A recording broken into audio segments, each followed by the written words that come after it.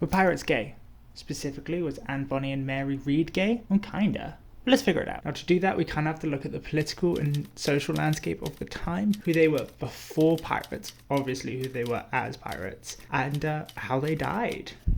Let's start with Anne Bonny. Being born around 1700, she would have grown up with stories of pirates of the second era of the golden age of piracy, being people like Avery and Kidd. Bonny was the daughter of a lawyer called William McCormack, and the affair he had with his maid. Once McCormack's wife figured out that he was sleeping with the maid, he tried to live with the maid openly, and Anne, of course. But this went terrible for his legal career, and he was forced to leave to America, and they ended up in Charlestown in Carolina. Funnily enough, this is the same place that Blackbeard blockaded, and there's a chance that the timelines overlap. After the news broke out, McCormack tried to dress Bonny up as a boy and train her as a clerk to his lawyer shop, which did not go very well. McCormack tried and failed to restart his legal career, so then became a plantation owner instead. And Bonny had a fucking temper on her apparently, and would just straight up stab people, mostly servants, if they pissed her off. When she came of age, her father tried to find her a respectable husband, but this probably sounded like the most confining thing. Now, she solved this problem by marrying a penniless sailor named John Bonny, where she gets her last name from, which pissed her father off to no end. Which probably worked too well, because he kicked her out of his big and fancy house to figure it out by themselves. So where the two newlyweds with a bit of sailing experience but nothing else go to find their freedom? The Republic of Pirates, of course. Now, not long after Bonny gets there, things start to change in Nassau. The British reinstate Woodes Rogers as the new governor, and along comes the king's pardon. Pardon, my lord! Between 1717 and 1718, a pirate could get the king's pardon. This would pardon them for all their crimes. As the town of Nassau was changing and having a bit of sailing experience himself, instead of becoming a pirate, John Bonny, on their arrival, decided to become a spy for Woodes Rogers and would actually turn a bunch of pirates in. Now, here Anne was, finally in a place where she could have her freedom, live how she wanted to live, and her husband goes and ruins it. While John was out betraying pirates for the English crown, Anne was in the tavern drinking with pirates. And that is where she met Calico Jack. Not much is known about the history of Calico Jack. He was first mentioned as the quartermaster of Charles Vane, one of the cruelest pirates in the Seven Seas. At one point, Vane's ship was outgunned by a warship, and Vane commanded everyone to retreat. And because this was a time of high stress, he had the authority to do that, but once the situation was over, Rackham called a vote of no confidence, claiming that Vane was a coward. He won the vote. Unlike popular media depictions, pirate ships were actually rather democratic, and this time at least, and they all had their pirate codes or articles, which gave them all a vote on who could be the captain. Now, pirate ship codes or articles were common in a lot of ships, but pirate articles were by far the most fair. The way pirates ran their ship was completely opposite to the way merchants or the navy ran theirs. The hierarchy was pretty much flattened. Every man got a vote in who became captain. Mutinies weren't very common because you could just call a vote and vote your captain out. The only time a captain got full authority and control was in times of battle and high stress situation where you needed quick decisions being made and couldn't vote about it. Not to mention, a captain only got double the shares at most, normally 1.5 of what a crew member would make, as opposed to merchant ships where the merchant would get everything and dolly out shitty wages. They also had stuff like injury benefits, death benefits, everything.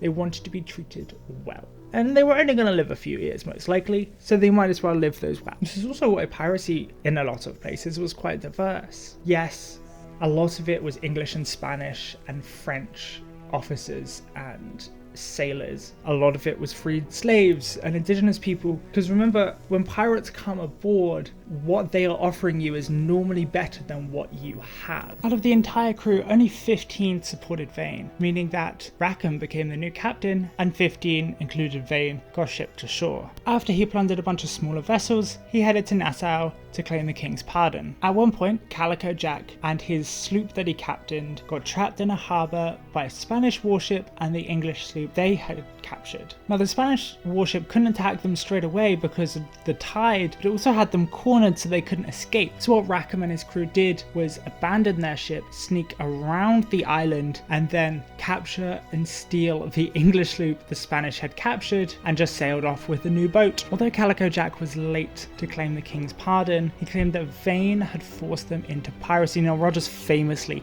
hated Vane, so the enemy of my enemy is my friend, and the pardon was granted. And when Rackham and Anne met, they fell for each other. They fell hard. Rackham originally tried to essentially buy Anne. It sounds pretty bad. He tried to give John money to break up with Anne, to divorce her so he could then marry her, which I don't think was that uncommon of a practice. But then John Bonny responded by beating the shit out of Rackham, or at least threatening to beat the shit out of Rackham. It's kind of unclear. So the two did the only logical thing for pirates to do. They stole a ship called the William, sailed out to sea, got married there, and restarted their pirate career. I guess started Anne's pirate career, restarted Rackham. Now, for the start of this journey, Anne was disguised as a man, because most pirate crews didn't allow women on board. Stating the separation of, like, they would get in between the men would fight over the women, that kind of thing. Anne clearly wasn't one for settling down though, because after a little while at sea, another handsome man on the crew took her fancy. One night, Anne tried to seduce the handsome man, but it turned out that the man Anne was trying to seduce was actually Mary Read, another woman disguised as a man who was trying to seduce Anne as well. Now, Mary was about 10 to 15 years older than Anne, but she grew up in a very similar fashion. Mary's mother married a sailor who, not long after she got pregnant, left to sea never to return. Whether he died or lost, we don't know. What we do know is not long after she gave birth to a son, she got pregnant again with Mary. Because she was still technically with the sailor, she ran to the countryside to hide the pregnancy and give birth. But as soon as her money ran out, her son died, and then she dressed Mary up as a boy, returned to the sailor's mother to convince her to give her any money. And she lived off the grandmother for the rest of the grandmother's life, certainly. Mary realized that dressing up as a boy was rather useful. So when she grew up, she dressed up as a man and joined the military. This was most likely in the Spanish War of Succession, and she tried every aspect: navy, cavalry, infantry, and ended up in a unit allied with Dutch forces. While on duty, she fell in love with a Flemish soldier, and they left the forces together to start a cute little inn near Breda Castle. Her happiness and cute little cottagecore life didn't last very long though, as her husband died and her inn started to lose a lot of customers. Mary realized she had a choice to make. She could either stay and figure it out, or pack up and try and find her fortune elsewhere. Not wanting to run the inn without her husband, she sold everything and rejoined the forces. However, her search for fortune and adventure in the military had one problem. Soldiers aren't very useful in a time of peace. So there was no prospect of moving up the ranks or finding a fortune or prestige within the military. But she wasn't the only one who was having this problem. See, the peace after the Spanish War of Succession actually created the third era of the golden age of piracy, because during the war, the British invested heavily into privateers. And what this basically means is, if you had a ship and a crew, you could get a letter of marque from the crown, and you could go off and you could be a pirate, but only to Spanish ships, and then like sell your goods in England. It was like legal piracy, and this is like a very common tactic with navy heavy wars. But once the war was over, so was this agreement, which basically left hundreds, if not thousands, of sailors whose only experience was pirating unemployed. Not to mention the thousands of naval officers and sailors that were laid off as well. The only thing these guys could do was the only thing they knew how to do: piracy. Pirates. Deciding that Europe wasn't going to give her the life that she wanted, Mary boarded a ship heading to the Americas. Once the ship was underway and got pretty close, it was boarded by English pirates. Mary was the only one on board who was English and with naval experience, so when asked if she wanted to join up, she jumped at the opportunity. The rise of mercantilism created a large proletarian workforce. This is basically people who don't have anything to their name and have to trade labor for wages in order to survive. They're an early form of the working class today. Now, the proletarians were often taken advantage of, especially out at sea, where the only governing body was the officers, who were often very cruel, and you could only be an officer if you came from the upper classes of society. Because everyone was treated so badly on ships out to sea, they got very little money, deaths, beating were common, and a lot of them were press ganged or forced into their job. They were just got drunk at a bar, woke up on a ship out to sea one day. When pirates boarded a ship, a lot of the time, they would just ask people if they wanted to join. And a lot of the time it was a yes. Like, the lives would be shorter, but they wouldn't be hell. Some pirates even asked the sailors how the officers were, and if the officer was a little bit nicer, then they would spare them or treat them well, but if the officers were a piece of shit, they would treat them like a piece of shit. Now, this is how Mary started being a pirate, and she was rather good at it, disguised as a man the entire time most likely. But eventually, her crew took the king's pardon when it was offered, and she rejoined ships, but as a privateer this time. But remember how I said that unless you were a pirate, conditions on a ship were kind of shit? Well, because of this, Reed's privateering career didn't really last very long, and they eventually mutinied, sailed back to Nassau as pirates. Once her pirate life restarted, she was eventually part of Anne and Jack's crew that stole the William to escape from John Bonny. Now, I've looked all over to try and find proof if they were actually together, and most of the stories we get from pirates at the time was from a Captain Charles Johnson's A General Life of Pirates, which was released in 1724. It says they were mutually attracted to each other, but it leaves them at that.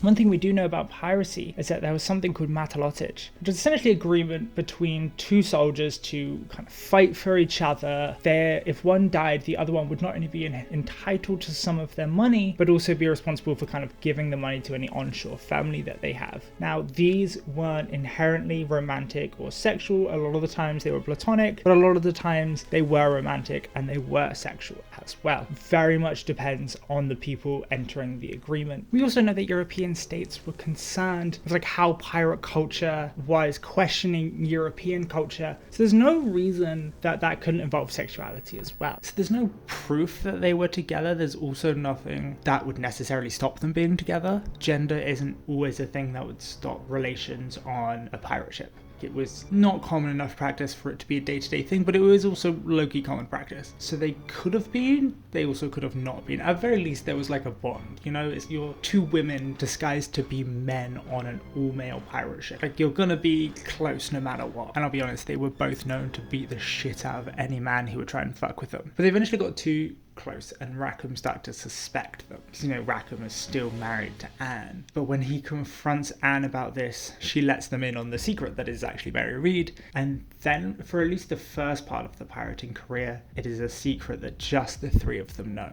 Now, these two women become the fiercest fighters on the seas at the time, or at least some of them. And at a certain point, they stop hiding being women, because although they would dress in men's clothes, it's probably just because it's more useful to work in trousers than a dress. And when they would fight, they would like open up their tops so everyone could see that they were getting fucking murdered by, you know, women, because they would just show their tits off. At some point, Anne left the crew to go to Cuba, apparently to give birth to Rackham's child, leave it with his family, and then just fucking came back to pirating again. I think they just came and picked her up a few months later. Like most pirates, actual pirating career didn't last long. And in 1720, they were attacked by the pirate hunter Jonathan Barnett. Now, when Barnett attacked, they broadsided the ship and blew apart the mast, and either the crew were too drunk because they were having a party, or they were too scared, and they all ran beneath deck to hide from Barnett and the pirate hunters. Not that they weren't going to figure out where the fuck they were. The only people left standing and fighting were Bonny, Reed, and some unnamed man, potentially. Now, the three fought and fought. Eventually, even Mary Read was so pissed that no one was helping them, she would shoot into the hull, like killing the hiding men.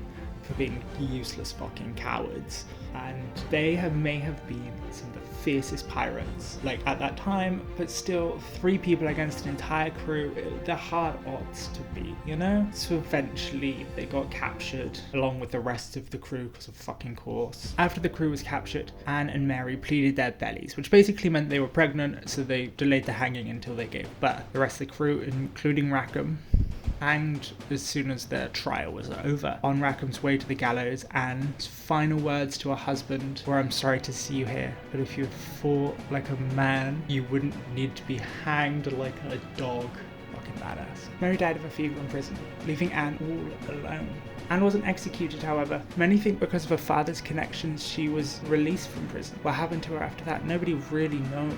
Some say she lived into her 80s and raised 8 children in Cuba. There is, however, a death certificate or a record of a death on a ledger from December 29th, 1733, which would be a whole 13 years after the arrest and execution of Reed and Calico Jack and the crew. But between that time, your guess is as good as mine. If you enjoyed this video, don't forget to like and subscribe.